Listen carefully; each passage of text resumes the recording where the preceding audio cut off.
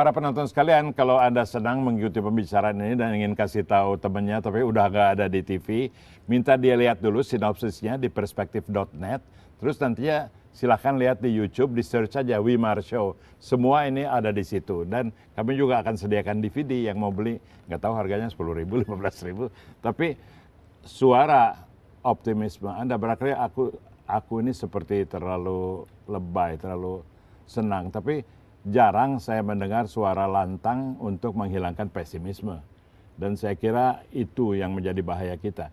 Oke, bicara mengenai pesimisme, memang kalau lihat TV-TV berita yang dominan, itu membuat kita pesimis atau ada aja salahnya orang itu. Di luar kita lihat ada optimisme. Menurut Anda optimisme rakyat atau optimisme strata menengah itu akan bertahan terhadap kebohongan media? Kan satu saat media juga akan lepas dari kontrol orang-orang yang nggak benar gitu. Kelas media, kelas menengah ini punya sosial media, punya YouTube-nya Bang Wimar, YouTube saya punya YouTube TV yang tuh, lain. kan saya punya TV tuh. Betul. Kemudian juga apa namanya pemberitaan-pemberitaan atau media-media cetak yang setiap saat bisa diunduh ya. Di mana-mana gitu. Asal mau cari aja ya. Asal mau cari, saya bisa setiap hari saya menemukan berita baik tentang Indonesia, ada juga berita buruk. Nah persoalannya kan berita buruk ini di Indonesia ini dijadikan komoditas untuk jualan. Jadi berita buruk bukan sekedar berita buruk tapi buat jualan gitu.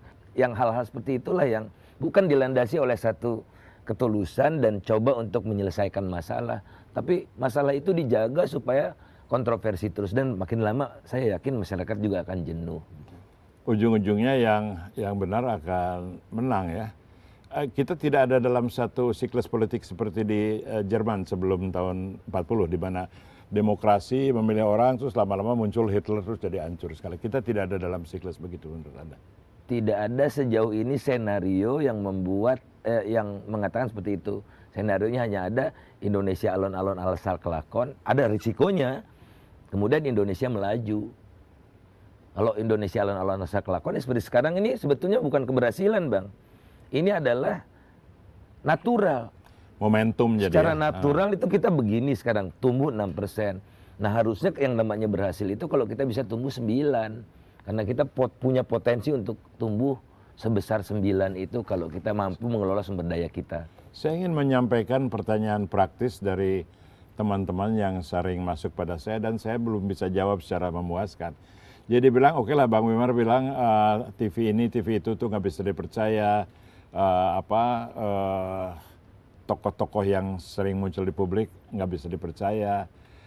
Jadi apa yang saya harus ikuti supaya tahu cerita yang benar? Jadi dari mana saya bisa dapat cerita yang lebih proporsional, yang lebih optimis? Saya sih bisa tanya Bang Faisal bisa tanya rekannya, tapi rakyat kebanyakan yang tidak punya akses kepada sumber-sumber khusus ini, sebaiknya mengikuti berita dari mana ya? Berita dari sumber berita yang tidak terafiliasi oleh kekuatan-kekuatan politik kan itu masih banyak sebetulnya. sebetulnya. Ya masih banyak. Kemudian yang kedua, yang lebih banyak saya lihat sekarang adalah tidak baca koran dan tidak nonton TV. Kalau dia nonton TV yang kartun, yang lucu-lucuan aja begitu, karena mereka udah muak juga sebetulnya. Iya, jadi dan betul. ini bisa dilihat dari rating kok, Bang. Iya, ya, ratingnya juga turun saya rasa. Yang menghindari TV bohong itu bukan hanya yang tidak yang punya pendapat politik, tapi justru yang tidak punya, yang ingin lihat hiburan ya. Ini ya dalam percakapan lain dengan orang media penting, tapi saya lebih suka pendekatan Pak Faisal yang optimis. Kalau kita ada sesuatu yang kita tidak bisa atasi, ya kita aja jaga ketegaran sendiri dan niscaya ini akan membaik ya. Di dalam pembicaraan Bang Faisal ke kota-kota, mungkin ke kampus banyak ya, apa isu yang utama, yang sering muncul dan yang Anda tanggapi? Tantangan masa depan. Jadi misalnya saya yakinkan adik-adik mahasiswa bahwa subsidi BBM itu tidak betul. Karena apa? Minyak itu adalah energi tak terbarukan. adalah hak generasi mendatang juga untuk menikmatinya.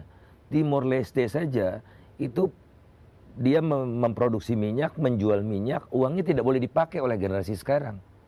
Harus dimasukkan di The Petroleum Fund. Dan bunganya yang bisa dipakai oleh generasi sekarang. Oleh karena itu betapa jahatnya kita sekarang di Indonesia, minyak kita pakai semua sesuka hati kita dan kurang. Karena subsidi BBM itu 240 triliun, penerimaan minyak hanya 177 triliun. Jadi kita tuh menjadi bangsa yang sangat tidak beradab terhadap generasi yang akan datang. Rasa keadilan itu. Ya dari tahun 78 ketika saya masih dulu mengajar ekonomi ya di ITB, saya sudah berpendapat subsidi itu tidak benar. Itu pertama kali ada subsidi karena harga OPEC naik di tahun 73 kan. Tapi setiap sekian tahun ada lagi. Sekarang yang gejala yang aneh, orang yang dulunya tidak setuju subsidi sekarang jadi setuju. Apa mereka tambah pinter atau bagaimana? Dulu menyalahkan pemerintah yang ingin menghapuskan subsidi, sekarang menyalahkan pemerintah yang belum menghapus subsidi. Mengapa itu? Ya pokoknya tidak kalau sekarang itu. Jadi bayangkan begini Bang, dalam satu acara talk show gini juga, saya mengatakan di dunia ini hanya ada di Indonesia yang namanya Menko, jabatan Menko. Oh itu neolib. Jadi pokoknya jadi model ya pokok kayak gitu. Pokoknya saya rasa itu statement penutup yang penting. Jangan asal itu neolib, itu pro Amerika, itu Bank Dunia, itu brengsek, itu kribo, itu tua gitu ya. Jadi kita waras aja mendengar orang seperti Faisal Basri. Terima kasih Bang Faisal. Sampai ketemu dengan Anda di episode Wimar Show yang berikutnya.